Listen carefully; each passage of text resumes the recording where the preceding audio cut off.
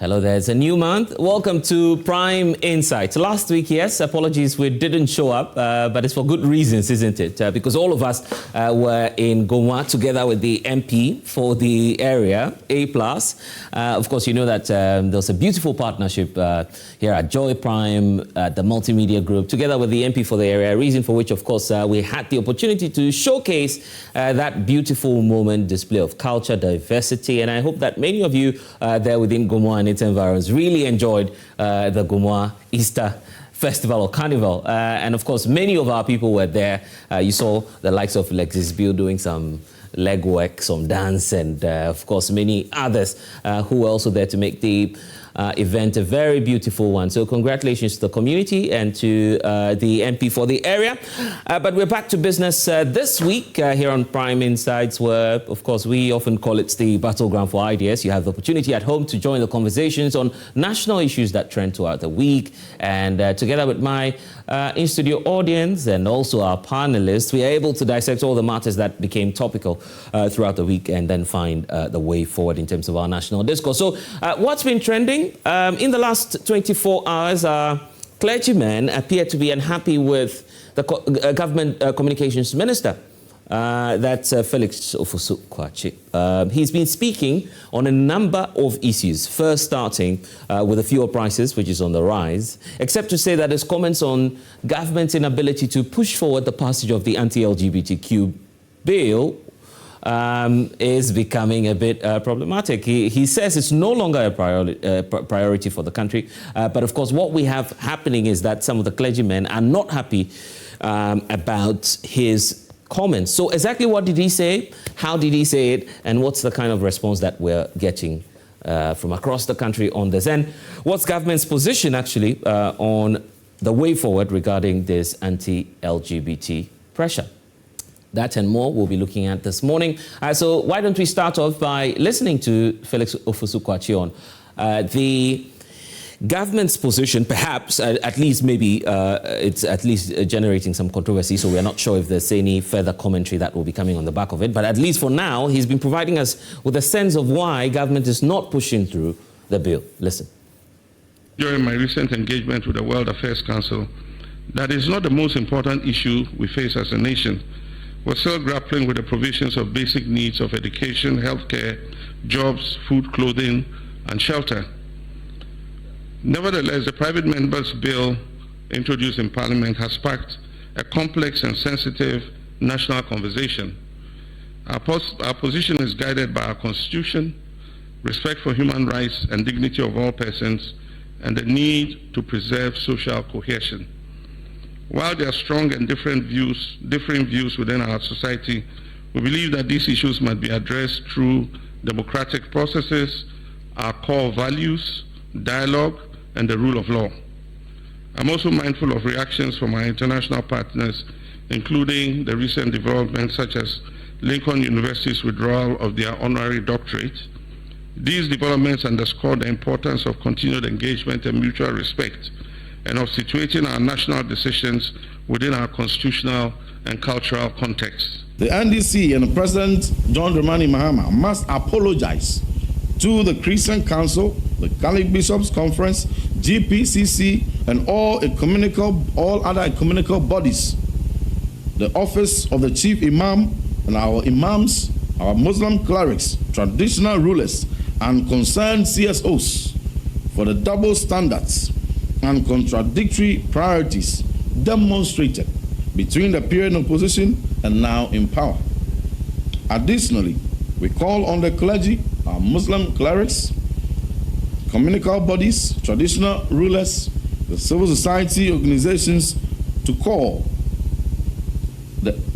out the NDC and President John Dramani Mahama on their U-turn on LGBT issues to maintain their spirited advocacy for the passage of the pending bill and for President Mahama to sign same into law as soon as it is passed. It's another waste of time. You know, the NPP, they specialize in wasting the time of everybody. Carlos, when you woke up this morning, is the first thing that mattered to you LGBT?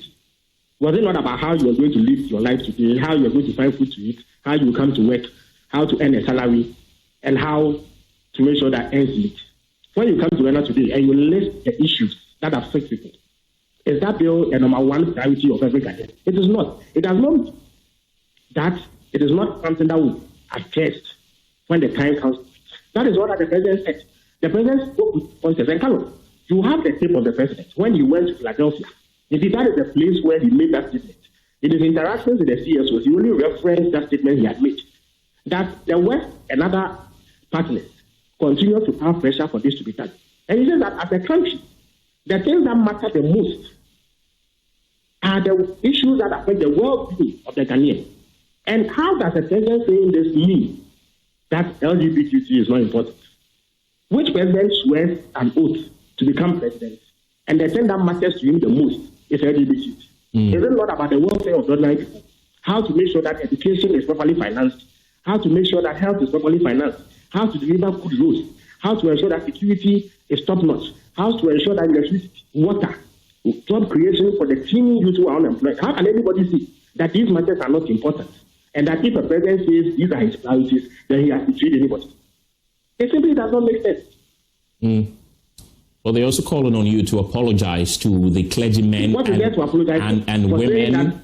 So, Carlos, you are telling me that all the people who are watching you today, the thing that matters to them the most is LGBTQ and not their welfare. Is that what the NDP is pushing? So the president should go and apologize for making the welfare of Ghanaians his priority. Is that what they are calling for? Where is the logic in this? Why do the NDP waste our time in the manner that they do? Right. The president should apologize for saying that making sure that the youth of Ghana have jobs is a priority. He should apologize for saying that. Is that what the NDP is calling for?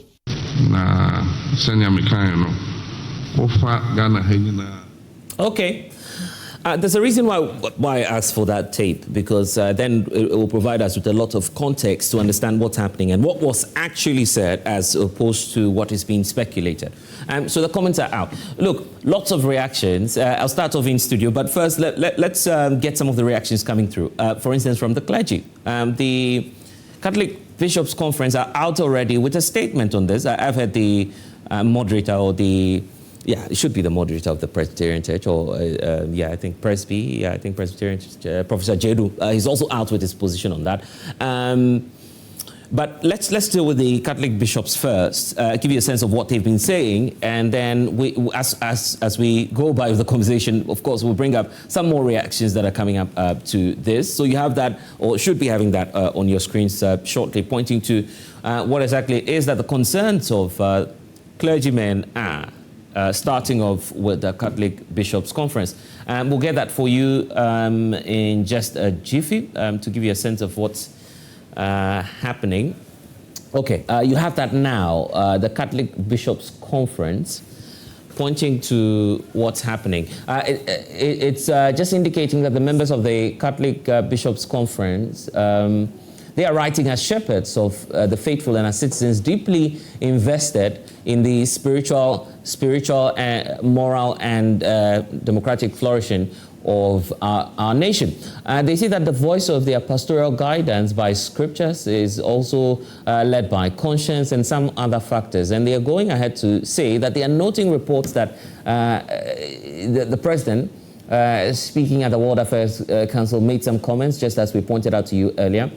And this, what they're calling the false sense of dichotomy between economics and ethics. They feel that these two issues, as you can see on the screens there, cannot go together. And so for that reason, the comments, for instance, by the Government Communications Minister is not in good taste. They also want government to expedite action on issues relating to the passage of the anti-LGBTQ bill. So you can check that out for yourself, as you see on the screens at Ghana Catholic Bishops' Conference there, pointing out their concerns.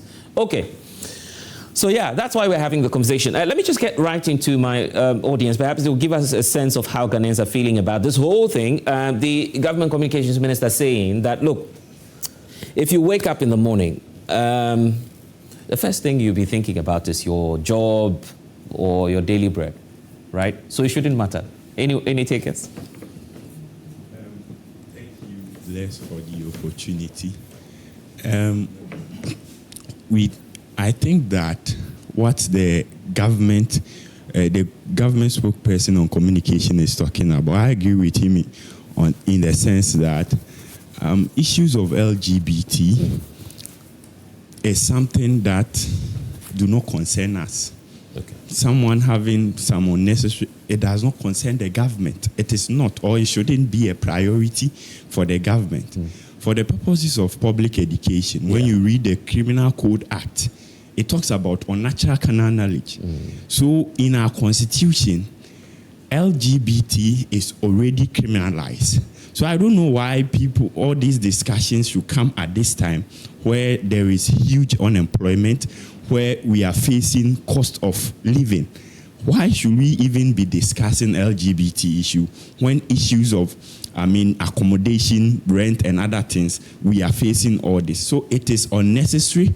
It is reckless for us to be, talking about the LGBT issue. And then I agree. So the bill should be. Yes, there is no need even in the first place sending a bill to Parliament for, the president to sign. It is unnecessary. We are not interested in stuff like this. We are. And when you say we, who exactly are you referring to? Ghanaians. Oh, Ghanaians. You're speaking for every Ghanaian. Yeah, I'm speaking for every Ghanaian. If you go to Kintampo, there is a community called Bananke. Yes. These people are not interested in this LGBT discussion. Because you are their spokesperson. Yes, I've been there and I've engaged them, and this is what they are saying, that they are not interested in issues like this. They are interested in getting employment, getting something doing for a living. The bishops are not Ghanaians? The bishops are Ghanaians, but it's unfortunate that they have not been able to consult Ghanaians on some of the important needs of what we need. So at this stage, I think the bishop, conference. The Catholic Bishop Conference should, revise their reverse the. We are not concerned about that. Okay. And before I conclude, I want to use this opportunity to remind the government to pay the NSS allowance. Because people are suffering. Ghanaians are suffering. The NSS graduates who just completed and are pursuing their NSS in the various institutions are suffering. The government should make it a point with the NSA to make the payment. Thank you. I see why that matters to you more than issues of LGBTQ. You wanted to come through? Yeah. Just come through and then. Good morning, Blessed, and good morning to our viewers. Blessed, I would say this is the government of the day is being hypocrite. Yeah, and it's very true. The government campaigned on this LGBTQ issue. In fact, Honorable Sam George made it clear that a vote for Dr. Bawumia and Napo is a vote for homosexuality. And you're aware of this, my brother, you're aware of this. And this government cannot solve our issues within these 4 years. Whether being it our basic needs, being it food, shelter, whatever, this government can never solve all our basic needs within the 4 years. During election 2024, we heard from the president, the current president. He said Nanado is not trying to sign the bill just because of international aids. Even Nanado was leaving office in 2024, but he said he doesn't want to sign the bill because of international aids. And Blessed, Honorable Sam George is telling us that now he has paid his dues. And we were checking the receipts of the dues that he has paid. And we saw that he was saying that Mahama will know no peace until he signs the anti-LGBTQ bill. He will never know peace. In fact, he will never know peace until he signs it. And now, the president has come out to tell us that it is not his priority. Yeah. And then he is still seeing peace. He is still knowing peace. He made it clear to us that he will never know peace until you sign the anti-LGBTQ. And then he has come out to tell us that Ghanaians, this thing is not our priority. And in fact, this government can never solve all our priorities, being it food, shelter, even water, whatever. This government can never solve all our priorities. And our morals are very important. Because it will be very sad for me to see my younger brothers engaging in some of these acts. I'll feel very sad and I'll feel very bad. So please, this is our priority. They made the campaign. Honorable Sam George said that a vote for Dr. Bawumia and a vote for Napo is a vote for, excuse my words, a vote for Tumu. That was what he said. And I don't think if the president doesn't sign this bill, Honorable Sam George should never climb any campaign podium to campaign. Yeah, because he said the president would not go to no peace. And I was waiting for him to even come out and with the demonstration, to organize a demonstration. When the president came out to say that this is not a priority, but we haven't seen him. But really, is it your priority? When you wake up, what matters to you most? It was our priority then in 2024, and it is still our priority. Oh, excuse me, please. 2024, we are still facing some of these problems when it comes to electricity, food, and other things. Dollar was high, fuel was high in 2024, but they were still pressing the government to even sign the LGBTQ bill. They were still forcing the government of the day, and they're telling us that now. Even now that they are telling us that now that the dollar is down, everything is down. They are telling us that it's not a priority. Okay. During 2024, that the dollar was up, fuel was up, everything was up. It was our priority. But now that this same government is telling us that fuel is down, dollar is down, it is not our priority. All right. Then the government is not being fair to us. Okay, let's do this. Two brief ones, and then I tell you about our guest this morning. Mr. Bless, our panel, studio audience, and our viewers, good morning. I'm delighted to be here. You see, Mr. Bless, as far as this matter of LGBT is concerned, at play in the discussion is two things. The first one is that we have a cross-section of the Ghanaian public who are looking back at some time back, just barely a year ago, when campaign was in session, when the government of the day was speaking to Ghanaians to seek their bid at the polls. What was said at the time? At the time, it was said that LGBT was, in fact, it was prioritized over bread and butter issues. Look, there is no debate about this. And so now that Ghanaians are calling that the government looks back at that and acts on the same words that they gave to them, I think that it is only a principle matter. Or it is a matter of what? Principle. You get it? That the government makes sure that it lives up to its word. And then the other side is that we have an opposition today who is rather than looking forward and making sure that we solve the issue of LGBT, is trying to also do the same thing that the opposition at the time did, which has occasioned this situation where it looks as if the opposition or the government today has been trapped by its own words, because that is what they said. And in fact, I've heard some of my brothers saying that LGBTQ is not a priority for us today.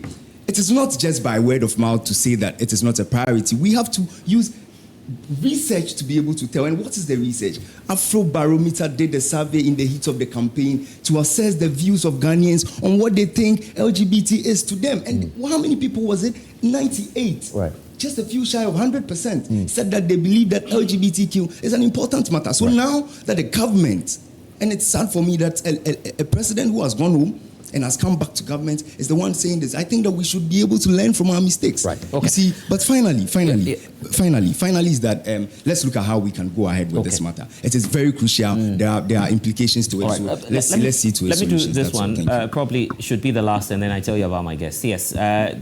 Yeah. Please, good morning. My name is Prince. First of all, I would like to greet your audience and everybody. You see, on this matter and on this issue itself, the bill itself has not yet been passed. The bill has not been introduced to Parliament now. Let us not forget that during the time of the MPP, this bill was introduced into Parliament. It was passed for the president to sign. The president refused to sign the bill. And then after refusing, this government a new government has come. And the bill has not yet been passed yet. We are putting pressure on the president, who is the executive, doing his work, performing the day-to-day activity, a day-to-day administration to deliver to the Ghanaian people, and in delivering in roads, hospitals, schools, and infrastructure, doing all these things. And then we are putting that pressure on him instead of Parliament itself, the legislature, who is supposed to pass the bill. The president didn't say he won't sign the bill. The bill itself has not yet been passed yet. So why are we giving pressure to the president himself? I think we should give time and allow Parliament. Right now, yesterday, like this, the Honorable Minister of Communications, Sam George himself, spoke on this issue. And he said that the bill, there is a committee that is on this bill, the Committee for Legal Affairs and then Constitutional Affairs. Man, going through this bill, they said they have 2 days. They are going through the bill for 2 days. Yeah. Okay. And then going through this bill. All right. That is when they will be able to conclude. Okay. and then send it to the floor of parliament for it to be passed. So after it is passed, the president will send to it, and then make sure this whole LGBTQ issue comes to an end. Thank you. Thank you. Okay, that's a good time for us to get some explanations, isn't it? Dr. Sami Aya is here.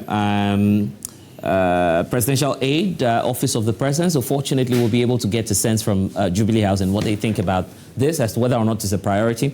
Dr. Ezekiel Jekum Obing is a member of the National Communications Team of the NPP. So yeah, probably we'll get some perspectives on what it is that the party holds, because there was a news conference by the NPP as well on this. Ivan Innocent Che, usual suspect, is here. He's a youth activist, and Solo as well will be joining us shortly. King Solomon is here, so don't worry if you're wondering where. Of course, Solomon Owusu, Director of Communications for the UP, is. He's somewhere in the shadows. You see him. I want to do a grand opening for him when he comes. So, yeah. It'll be a good time to do that. Good morning to you, gentlemen. Let me start off with you, Dr. Samaya, because Ghana is asking a number of questions about this bill. Okay, your boss, I'm sure you were there when he was granting the interview, probably. So you know what he was trying to say. Oh, yes. Thank you very much for the opportunity. Good morning to you. Good morning to my co-panelists and our friends here who have, clearly articulated their position on this matter. These are all respected positions, and we are happy that all of them have been able to air their views on the matter. First of all, we need to put the matter in the proper perspective, because it is a fact that when President Mahama came into government, there was no bill to be signed. In fact, the bill that the then government failed to sign, the bill that the then government actually put in place fetters in order not to sign, had expired upon the dissolution of the 8th Parliament. That must be put on record.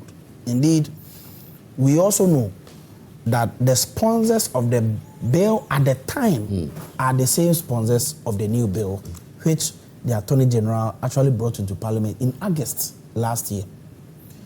The impression has been created that the people who sponsored it in the then government have run away from it. That is a palpable lie. They are the very people who are behind it. It has been tabled in Parliament in August. The necessary parliamentary committee, which is the Constitutional and Legal Committee, are actually looking into it. It will come to the floor of Parliament, first reading, second reading, or whatever. We go through the processes so that the right things are done. It must also be put on record that the president indeed actually said that he thinks that it should even be sponsored nationally. In fact, I was there that day when the president met the Kale Bishop Conference on 13 January 2025. At the time, the president was operating from the Accra International Conference Center, the presidential lounge there. Yeah. So I was there, and I know exactly what happened. Only for the speaker to actually indicate, because of obvious separation of powers, that the matter should be left for private members to sponsor, so that we know that it is indeed coming genuinely from the people's representative. And so the records must be that it is clearly a priority of government. If it was not a priority, it would not be tabled in only 8 months when the since the assumption of the government. Right.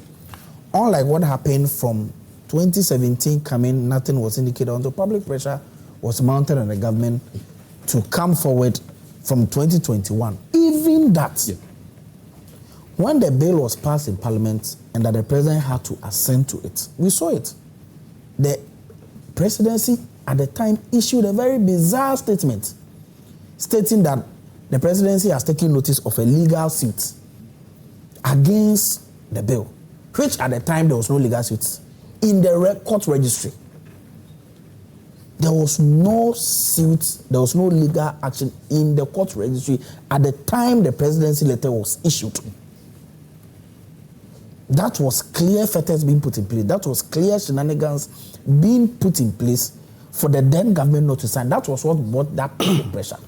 Because we saw a situation where some men of God, imams and traditional authorities actually demonstrated on the streets of Accra against the judiciary for making sure that the process in courts had delayed and that no pronouncement was made for several months until a time where the decision was completely useless to the country because time was fast spent. You understand the point? But as we speak, things are different.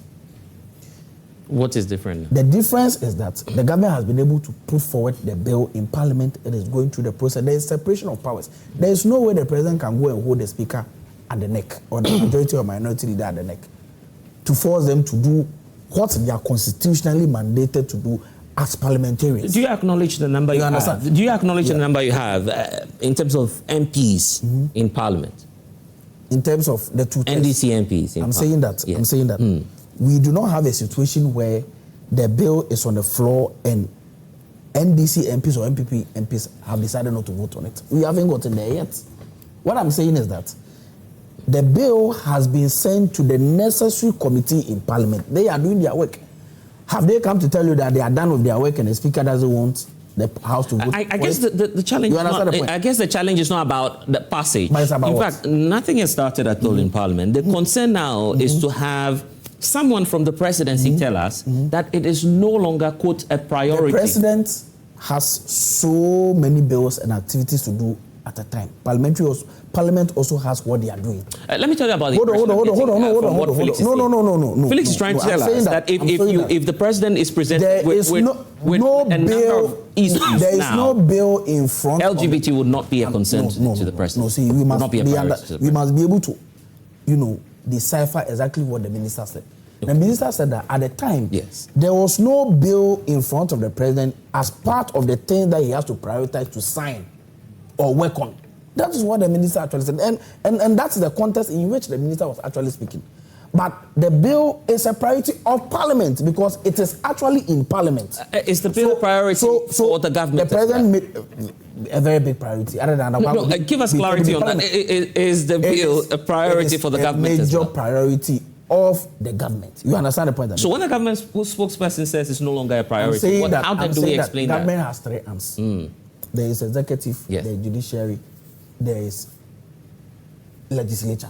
Obviously. Legislature is part of government. It is a priority of government because it is a priority of legislature. The point I'm making is that today, if the legislature is done with their work and the bill is put in front of the President of the Republic of Ghana, His Excellency President John Dramani Mahama, the President has clearly indicated several times and again that he will sign. Indeed, because of his position on the bill. When he went to the US, we saw all that happened. When he was supposed to be honored with a doctoral degree because of the president's position, the university actually withdrew that honor. That is the clearest indication that indeed the president has made a stance known internationally on this bill. So I want to put across to the people of Ghana watching me this morning and to our friends here that government is more than committed. Government has made sure that its members have tabled the bill in parliament. The necessary parliamentary committee is looking into it. When it is brought onto the floor of parliament, first reading, second reading, and what have you, and it finally lands in the hands of His Excellency, the President of the Republic, I can assure you that it will be signed. Why haven't you seen any statement, official statement from the government correcting or perhaps seeking to give context to what was said? What the minister said, or the spokesperson of the president said, is clear. That is not a priority. No, I've explained the context in which. But I'm asking, why is the government having a difficulty in giving us an official statement to say? The president has because you have to be. The president has spoken. In fact, if you want me to read to you, line by line, exactly what the president said. No, but I have written it. Listen. Listen. The president said that I am also mindful of reactions of our international partners, including the recent developments such as Lincoln University withdrawal of their honorary doctorate. Hold on. Yes, okay. These developments underscore the importance of continuous engagements and mutual respect and of situating our national decisions within our constitutional and national context. What is our constitutional and national context? The people of Ghana have clearly indicated their displeasure. The passage of a bill is a political process. That process ends with the president ascending to a bill. A bill being brought before the president. But now we're getting a sense of what possibly your government might do if that process comes to your end. I'm asking you. Yeah. Apart from the bill being laid in Parliament, what other process should be done for the bill to be brought? You're making assumptions. The reality we have now is that your government spokesperson has given us a sense of what might happen what this government is thinking about this. The matter must go to Parliament. Yes. Is it in Parliament or not? Yeah, but that's a given. No, hold on. But nothing has even started in Parliament. I'm saying that. Have the processes been initiated in Parliament or not? We have a social contract with your government. Oh, you are not asking. We have a social contract with your government. Your government has the authority to sign that bill into law. Who assents that bill? Yeah, the president. The president. Has a bill been brought? If the spokesperson of the president has a bill been brought before the president? Because there'll be. You are not answering my question. You are beating about the bush. I'm saying that. Yes. The president has clearly indicated, even from opposition, that if a bill is brought before him, a bill that has been passed by Parliament, you know about the clearest indication and the clearest promise that the president is committed to it. Doctor, you are aware that your government has triggered probably what would call a certificate of urgency on some pressing issues, correct? Yes. You have. On which issue? On some pressing issues. You've triggered your numbers in Parliament. What issues? Oh, you've revoked, for instance. You've done a number of things under agencies, isn't it? Yes. So you have the political power to trigger that. I'm not saying you don't have the political power. Yes. I'm saying if the spokesperson of the government comes to tell us that it's not a priority, it means out of a number of issues that we have, you may not take that seriously. Several questions you have not been able to answer. You want to beat about the bush. The point I'm making is what are the processes that the country needs to go through in order to get the president to assent? Does it have to go to Parliament? Yes. Is it in Parliament? I'll answer for you, yes. Has the issue been referred to the necessary parliamentary committee? The answer is yes. Is it ready to be tabled for first reading, second reading, what have you? It is yet to do. So when it is done, I'm saying that the president has indicated that when the bill is brought before him, just like all the bills that the president has assented to, he will assent to it. That is the fundamental commitment that all of us need to take notice of. And we are clearly aware of it. We will not behave as the previous government that actually put in fetters, clear fetters, to make sure that the thing is not passed. So, I will not say much. The point I want to put across is that today, if the bill is put in front of His Excellency the President John Dramani Mahama, when it's put before him, it will become a priority of the president, and the president will sign it. You know that your numbers in Parliament can actually frustrate the process? It will not be done. Thank you very much. Okay, let me bring in Dr. Jacob. You've just said, the clarity we're getting from the president. Is there a clarity though? Okay, it's not clarity. Because there are two different positions and possibly three different positions. After the prophet of the government, right? So personally, the release or the communique or the statement by the Reverend Minister of the Methodist Church directed at Honorable Felix Kwachu Owusu. Personally, I find it problematic because as a church, we know there are fivefold ministries, right? And part of the fivefold ministries is the prophecy bits of it. And the prophet only communicates the mindset of God. The prophet only speaks what God has told him to deliver to his people. So if Felix comes to say that at this point, LGBTQIA+ is not a priority of the president, as a prophet, he's only communicating the mind of God. In this case, he's only communicating the president's mind. That's an analogy. For Felix, isn't it? Felix doesn't speak of his own. You think so? Would Felix put anything out that is not discussed in the president's office or at cabinet? He's not there of his own. When he goes to Mori and his environs, the people who sent him to Parliament, that is where he communicates what he can or what he wants to communicate to the people. The moment he puts anything on paper, the moment he stands in his capacity as the government communications minister, there is nothing. Everything of his is an extension of the president or the presidency. He spoke the mind of the president. And he didn't mince words. It is not a priority of the government. It is not the priority of the president. But you know what hurts me in all this? That sometimes our politics degenerate into party interest other than national interest. You know why I'm saying that?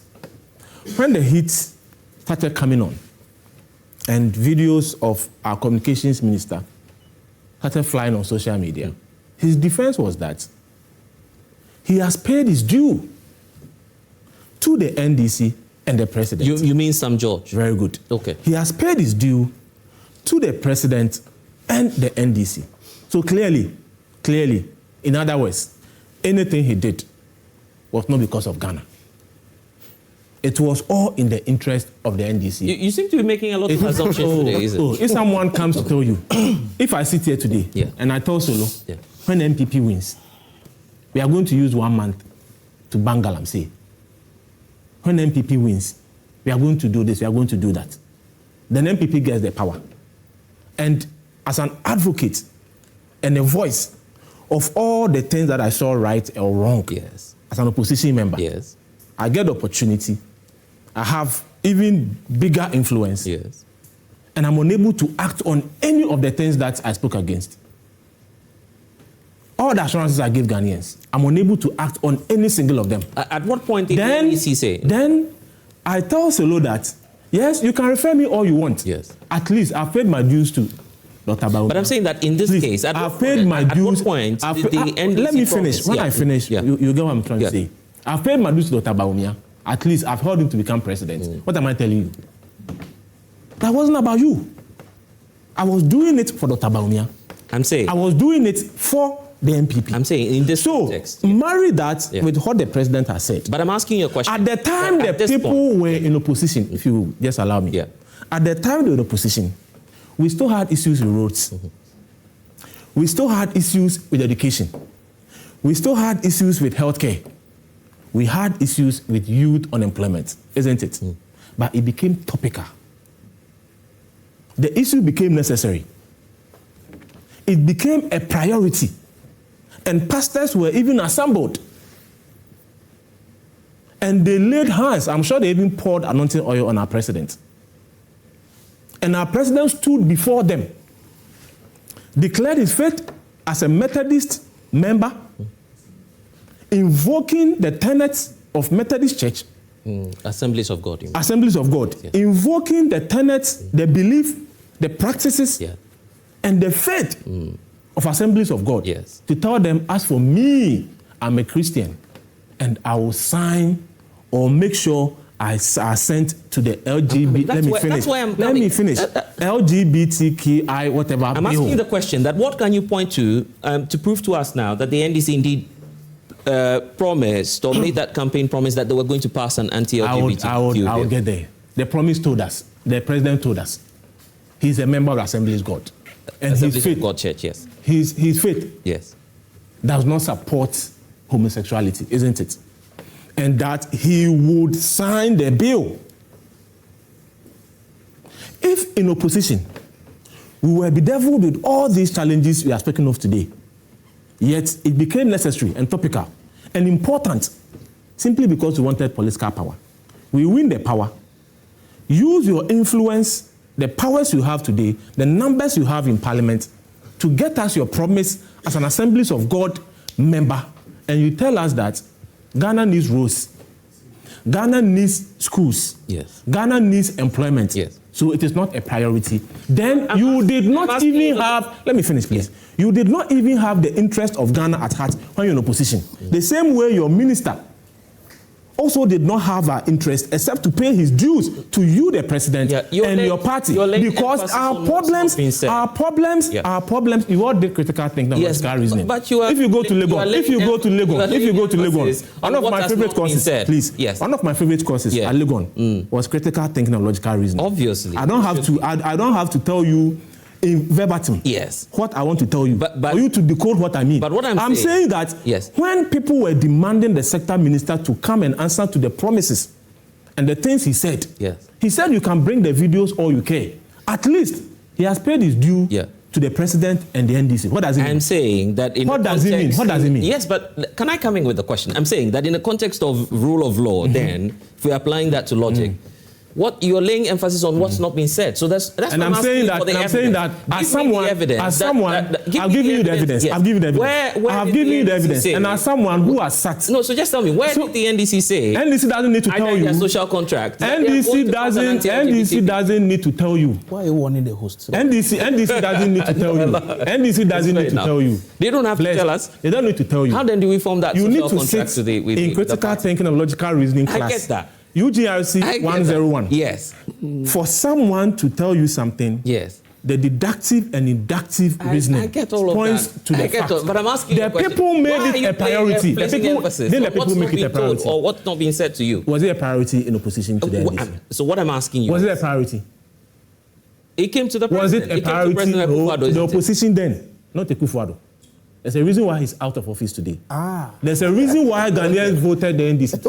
I'm asking you, was it a priority to the NDC in opposition? Well, that's why I'm asking. Was it a priority? You see, that's why I'm asking. That's why I'm asking you the question. You. No, so if you are not ready to answer my question, let me proceed. No, so that's why I'm asking you the question. Are you ready to answer my question? Yeah, but was it a priority to the NDC? Was it a campaign tool for the NDC? But you get my point. Was it a priority? You have to form a basis. The bases are formed if you allow me. What's your evidence to show that? My evidence is there. My evidence is there. That in opposition it was a priority. Otherwise, why would it be a campaign tool? Where is the promise? Just show me the evidence. The promise was that the president told us that even what we had under Akufo-Addo was a private sponsored bill. And when the NDC even comes, it will not be private sponsored bill. It will be government sponsored? It will be government sponsored. Oh, he said that? Yes. It will be government sponsored. In fact, I'm an Assemblies of God church member. In fact, I have so much. As for me, I'm a Christian. As for me, you pastors are my papas. You're not inferring. For me, that's what the president said. You're not inferring. That's what the president said. That he belongs to the Assemblies of God. And he's a Christian. Didn't he say that? Yes. And the pastors laid hands on him. When? And prayed for him. And he went to Kumasi to have another session with the pastors in Kumasi. All trying to put his Christianity before us, before elections. And assured us, Sammy, when did he say that as for him, he will not even rely on the MPs. No. MPP's time, it was Honorable Sam George and Honorable Ntim Fojo who were even sponsoring the bill. When we come to show leadership and to show our willingness. When did he say that? To show our willingness. In fact, we are going to make it government-sponsored bill. So you see why now I'm asking you. You put a question to my brother. If it was a priority to government, answer any of your questions. Though. If it was a priority to government, right? You put a question to my brother. Do you know how many certificates of urgency the president has passed through Parliament? Do you know how many? In the last 1 year, 3 months? 33. 33 certificates of urgency. When they wanted to pass the Doomsday levy, do you know how long Parliament sat? How many hours?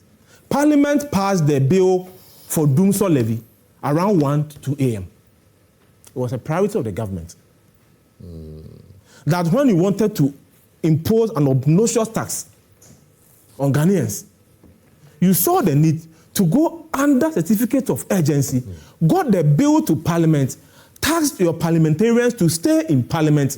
Those who had not taken their shower were still there. Hey, how do you know? Those who were hungry and were thirsty were still there. And I believe at least some had hypertension and diabetes issues and had to go home early enough, eat and take their medications. But they had to sit in Parliament till about 2 a.m. To about 2 a.m. to exhibit and demonstrate how much the government takes and reveres the Doomsday levy, taxed your numbers in Parliament to sit till 2 a.m. to pass Doomsday levy. if it was a priority of the president and the government, and he still holds the belief of the Assemblies of God Church, right? At least out of the 33, we are supposed to see a semblance of anything LGBTQIA plus in those bills, right? But the issue has been tabled by Honorable Ntim Fojo in Parliament, and miraculously, contrary to what my brother was trying to avert, that hasn't the process started and whatnot in Parliament? Miraculously, in the business of the day that is tabled in Parliament daily for Parliament to consider, the bill miraculously finds its way out of the business of the day. And Reverend Ntim Fojo has stated categorically that contrary to claims that a certain bill has been referred to a certain community for certain consideration at the committee level. He, as a member of the committee, is not privy to anything that has come to the committee. There is no discussion. There is no discussion on the matter. And Felix once again communicated to end what the president believes, what this government believes, that all of a sudden LGBTQ+, which became a topical issue, and contrary to all the problems we had as a country, was a priority to the opposition, campaigned on it, invoked religion and religious lines to campaign and won political power. They are making a complete U-turn today. It is not their priority, and Ghanaians should look for it. Blessed, let me say good morning to you and to our friends. Ivan cannot even wait to speak. You see the propaganda. Blessed, I think for the sake of... He's coming in peace today, so please. for the sake of cultural preservation, I think it is very important to, insulate ourselves from some of these emerging insanities, this LGBTQ, blah, blah, blah. Because if you go to our homes, LGBT is undergoing a certain silent normalization process, a social normalization process in our homes. Because if you tune into Netflix, you have some of these things on your TV, if it is cartoon. So it's a way of the sponsors trying to push some of these things across so that it will become a social norm. It will become some sort of a reality. Because if you go to Netflix today, all the movies that have been coming since 2022, all of them, almost about 90% have scenes of LGBT, lesbianism, those kind of. It is a way of, normalizing it in our social context, and culturally people will accept it. So I think it is very, very important that for the sake of our cultural preservation as people, we must do everything, make sure that we stop it, because we have demonstrated across the political divide that we are not in for some of this emerging nonsense. You understand? And that is a fact. So the question is, what is the debate on the table? I don't think that there is any serious issue on the table that should warrant the sort of reaction that is going on. The reactions seem to be an overkill for me because... really? So yes. Yes. It's an overkill because, first of all, you need to interrogate the facts.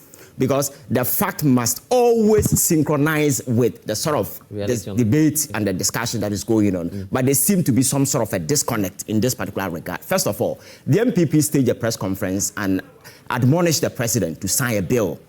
So the question today is that if the president is ready to sign a bill today, what is he going to sign? Because the same bill is undergoing a process in Parliament, and that process is not done.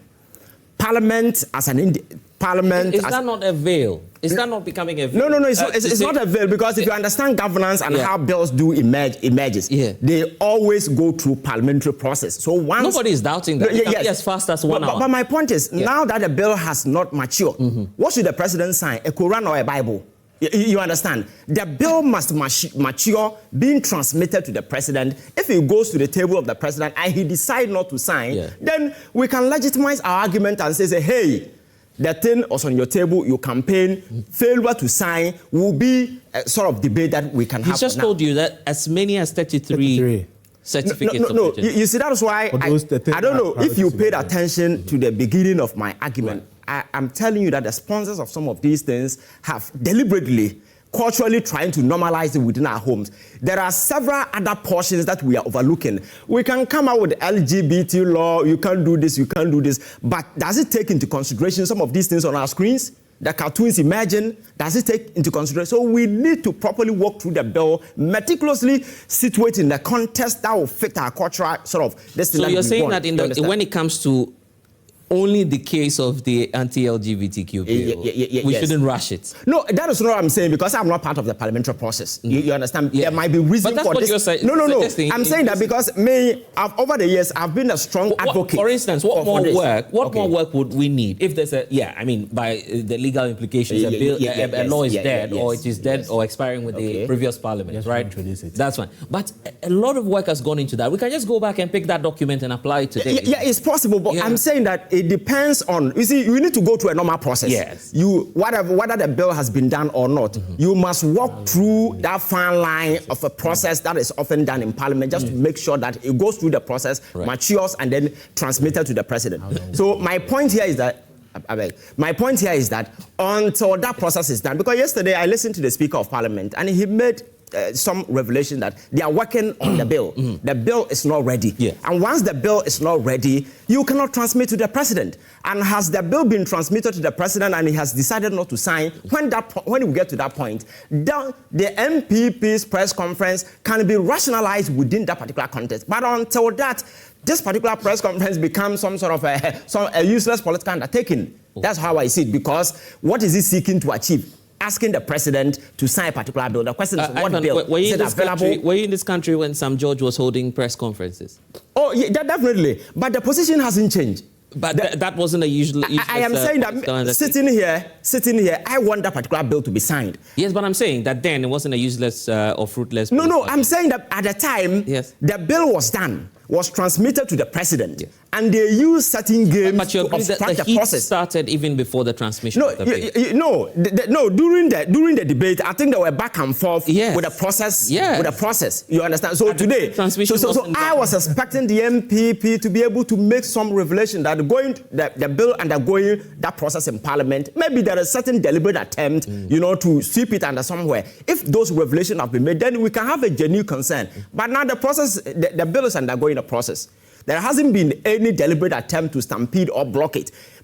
The Speaker of Parliament yesterday made that revelation. You understand? So until that is done. But in the previous instance, what happened was that Parliament was done, the bill matured, it was supposed to be transmitted to the president. In our part of the world, if you're an executive president clothed with such powers and you want to sign a bill, no court can stop you from ascending to the bill. You understand? Once it is done and some contravention of final infractions, then you can go to court and render it nullified. You understand? But these people deliberately, the executive president, the executive secretary to the president, infamously wrote a letter warning the Speaker of Parliament not to transmit the bill. You understand? So these were the genuine concerns that we had. We are here having this conversation because of the overtures of the previous government. Because if they had done and the president signed a bill, maybe we wouldn't be having this kind of a conversation, you understand? So that is why I'm saying that even the moral audacity to hold this press conference alone is problematic, you understand? But unfortunately, our politics there are a lot of people who have no shame. They can do some of this because... Where's the double standard? This is the same individual who was part of the private members bill in the previous administration against his own government who tabled the bill in Parliament. So why are you accusing them? No. So my point is that of double standards now. He was an integral member of the process then because he submitted. First of all, I have an issue with the gentleman who led this particular press conference because he has demonstrated that he's a very dishonest person. Because when he alleged that cocaine... but that's inconsequential. I'm saying, you see, the credibility of the person is very important. And again, the gentleman is part of the process going on in Parliament. He is privy to details which you and I are not. You understand? He's aware. So when he comes out of Parliament to tell you that there's no urgency, you don't want his work is to make sure that urgency. So my mother should go and push it and make it an urgency. You are sitting in Parliament. You understand? As a parliamentarian, you should be part of the process. Push it and make sure it becomes an urgency, because sitting here, I want that particular bill to be passed. The saying goes in Parliament that the minority can have their say, the majority will have their No. Not two-thirds majority for the not NEC. The maturation process. You see, the majority will have their way when the bill is ready and Parliament is voting on it. That is why the number will be the disadvantage. But that point we haven't even gotten there. So my point is, this thing is an overkill. And you see, the Catholic Bishop Council conferences, their concerns are very genuine, but I'm saying that the energy being being pushed into some of these things should rather be channeled to making sure that the bill is properly structured so that it addresses some of these social concerns. Because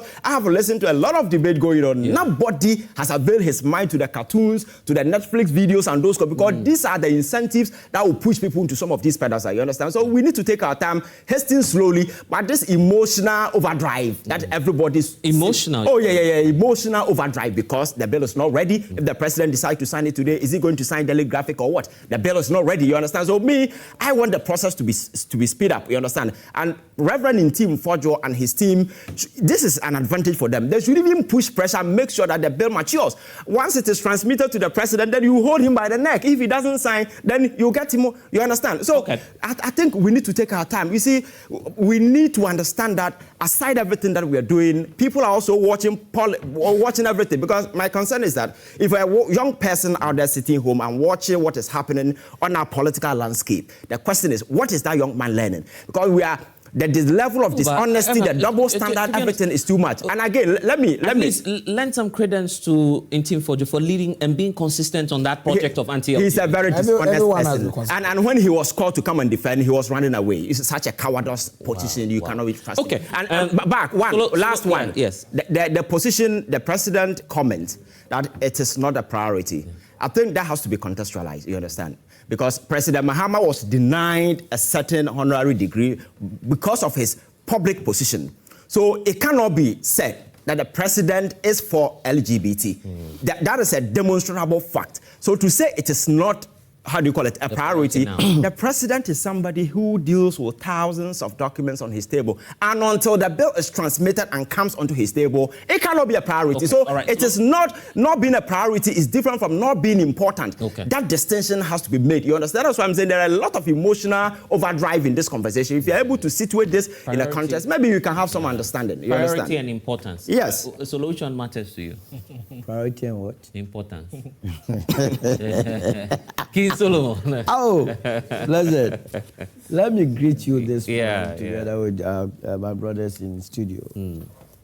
It is important that we put this matter in right perspective, as it's a serious matter. Yeah, you're pulling up some facts or some... Because you see, we keep talking about LGBTQ, and my mother in the village, she doesn't understand this subject matter. So I always try and break it down for her to understand it. For our rural folks, they are the people that I believe in, and those on the street too. Not you bourgeois who, when they go and read any psychological books, they come and spew all sort of garbage. LGBTQ is a lesbian, gay in our local parlance is trumu, man sleeping with man, woman sleeping with woman. That is what we are discussing here. But if anybody had told me that after 25, 30 years of my life, this would be a subject matter for discussion, I wouldn't have believed it. We are normalizing it. You see, leaders must make their followers' life very comfortable. I don't see why Samaya must have difficulty this morning. Why did he make a statement? In all sincerity, that statement made by, what's the name, Felix, has actually caused damage to the president. The image of the president has been bruised, if they care to know. Because you see, the Ghanaian is very silent, but the Ghanaian is very powerful. They observe a lot of things. Any shift in position, then the trust levels. Mind you, a lot of Ghanaians now have a lot of confidence in President Mahama.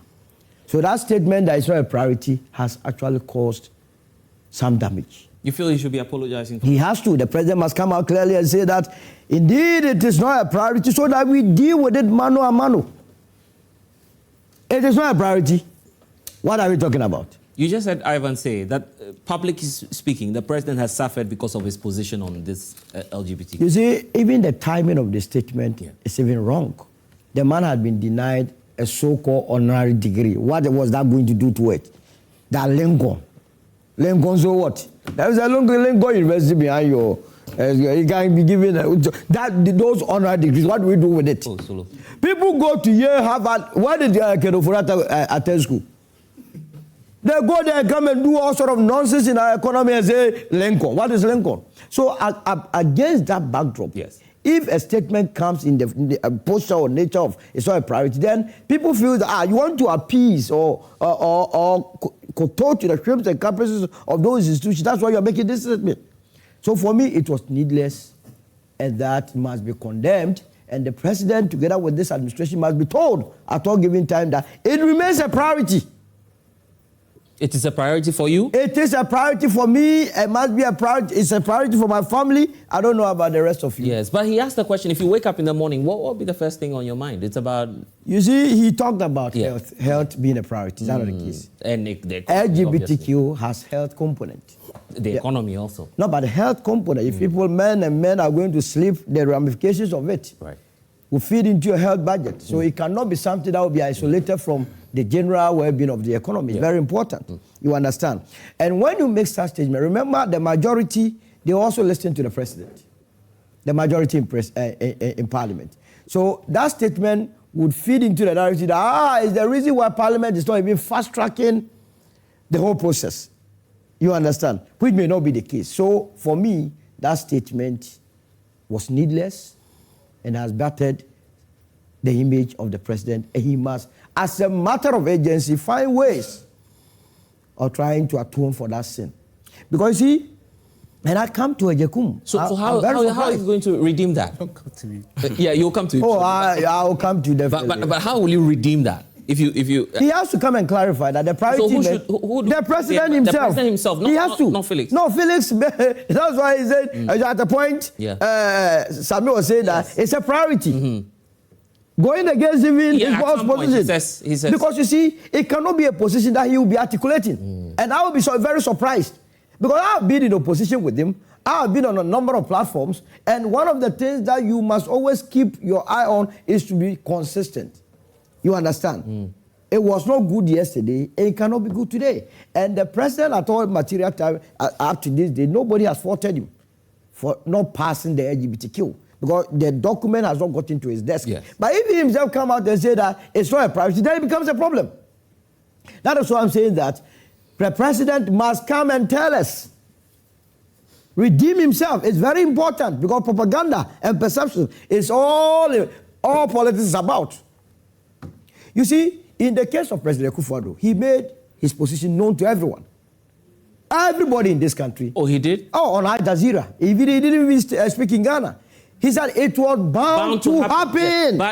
But bound to happen in the future. No, which future? He said, and he went on, and that's why I realized that President Akufo, where was he coming from? Future? He said, when we power pressure, there hasn't been too much. He was even giving clues. But that's a normal political process. Well, how can the president of this land say that?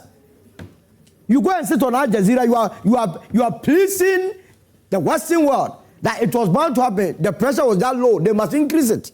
When he said that, but Solo, he didn't ask that they should increase. But you know, because when he was doing that, he didn't say that. He is the reason why we are discussing this topic today. Yes, I said that. He and his government, Dr. Bawumia, that he wants to praise.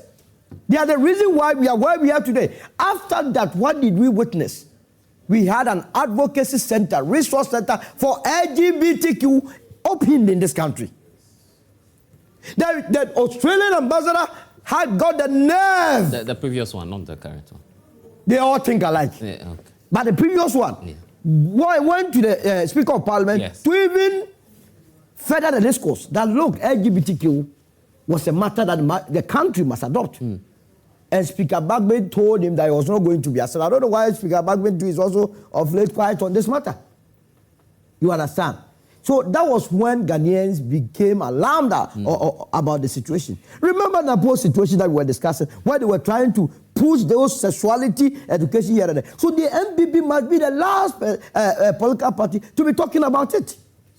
Oh, but Dr. He just told you that they lost. Sometimes I don't get him. That you know very well that your records are not good. So if I were you, what I would do is that you will come here on the poster of Mr. President, please, we suffered on this. Don't go on a tangent. Try and then fast track it. You win some sympathies from the people of this country. You don't come and sit here and pretend as though we have forgotten only last 2 years. Anytime I see President Akufo-Addo, I remember LGBTQ. Really? Anytime I see him, I remember LGBTQ. Because... So are you for real on this matter? Absolutely. A president that got the bill. The bill was sitting on his table that he was supposed to sign. Remember, at the presidency, it's one ticket. It means the bill was also on the table of the vice president, Dr. Akufo-Addo and Bawumia. The two of them refused. Oh, it's one ticket. I mean, if you take the laws of this country, the one who signs ultimately is the president. You can't link that to Dr. Mahmoud Bawumia. So, and in fact, going by practice, his faith, just as President Mahama, does not allow that. So let's, you see, sometimes you always want to dodge the vice president from all. You have the Constitution. Is that the Constitution? So let's go into the presidential oath and the vice presidential oath. Oh, and let's see whether there is a difference between a vice president and a vice president. You see, the oath that the president takes, he says, I, in this case, then was Nana Akufo-Addo. Yes. I, Nana Akufo-Addo, having been elected to the high office of the President of the Republic of Ghana, they even mention the name of God. These people, the name of God, solemnly swear that I will be faithful and true to the Republic of Ghana, that at all times preserve, protect, and defend the Constitution of Ghana, the Republic. I won't go down, but go to the Vice President. The Vice President, okay. The Vice President, I, Dr. Alhaji Mahmoud Bawumia, having been elected to the office of the president, do in the name of the Almighty, he said, Allah. You see, we are even using Allah and God here.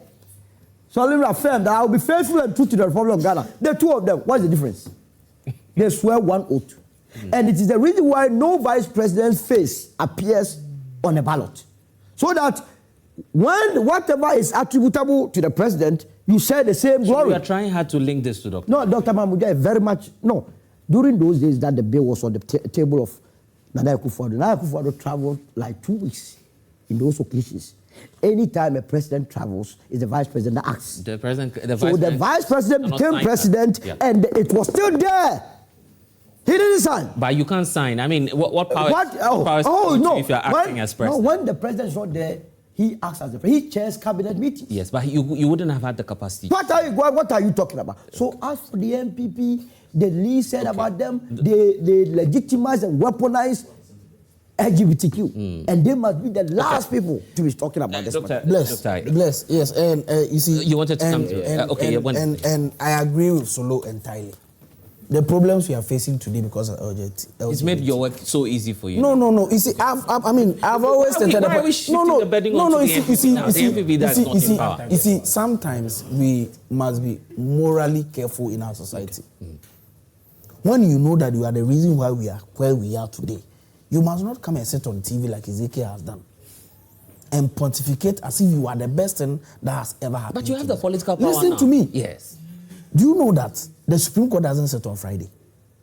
Under the MPP, they actually made sure that the Supreme Court sat on Friday. I know from where I sit. I know. Listen. I know a Supreme Court judge that was eating fufu at 10 a.m.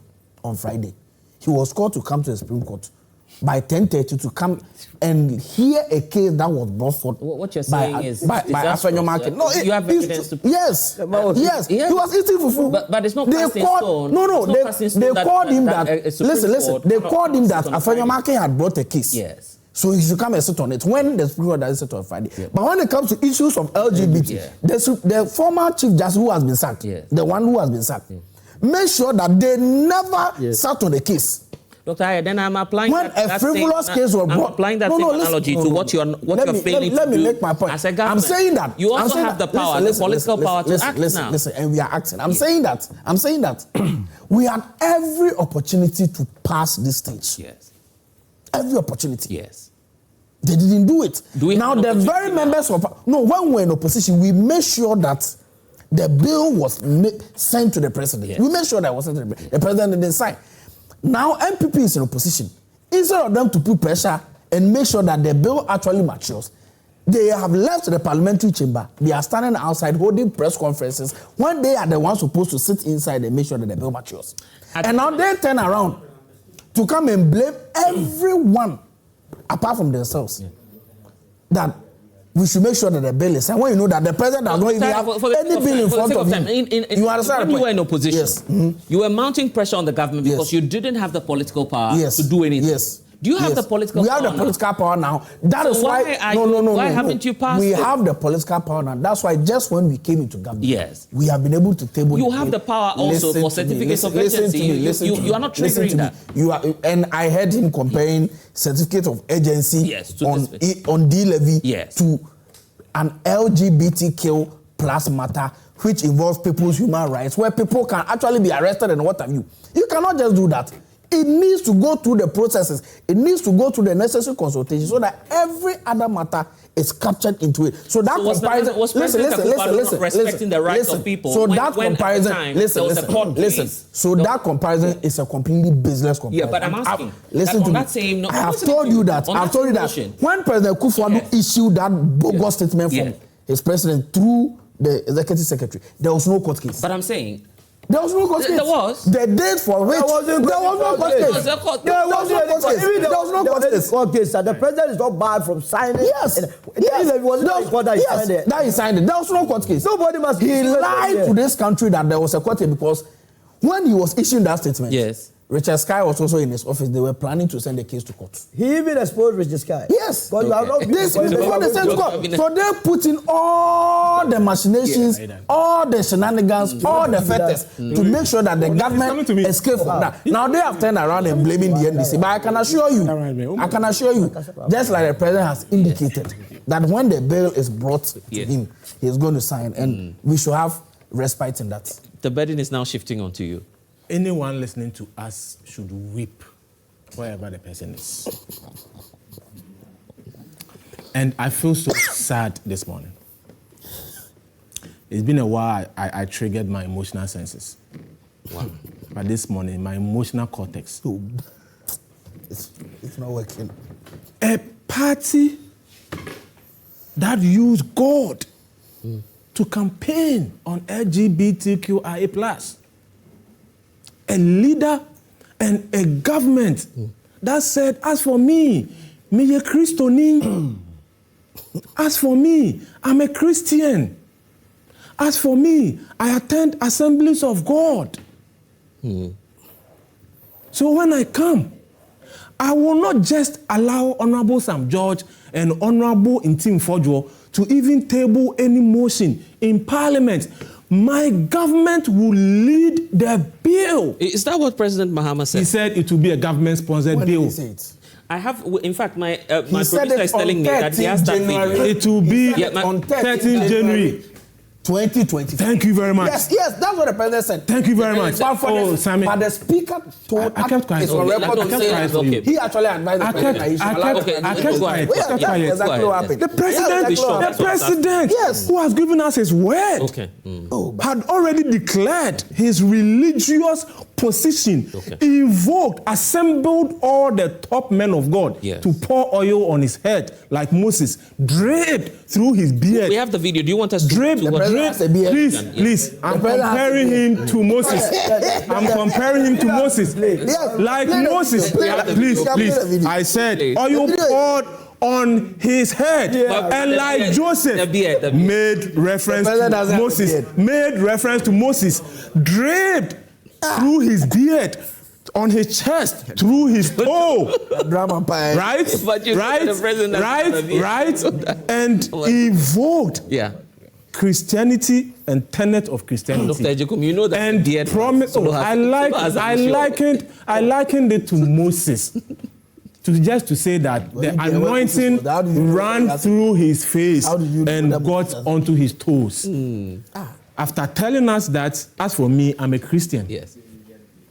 When Christ says we can do all things, we are being told today by associates of NDC that it is Akufo-Addo. It is Akufo-Addo. It is Akufo-Addo who is the reason why. Who is the reason? Sammy, keep quiet, Sammy. It's not who is the reason why? Who is the reason why? Come on. Who is the reason why Akufo-Addo is the reason why he is no more a believer in the tenets but your Sunday school is now being assemblies of God. The president who has assured us that it ceases to be even a business of parliament, my government will take it upon itself. We have been told today that Akufo-Addo, who is resting at home at Nima, is the reason why the president cannot act on his promise this morning. And Ghanaians, the Catholic bishops, the Assemblies of God leadership, yourself, Blessed, myself, our in-studio panel, and every Ghanaian that is speaking today, we have been told that we are being unnecessarily emotional because what?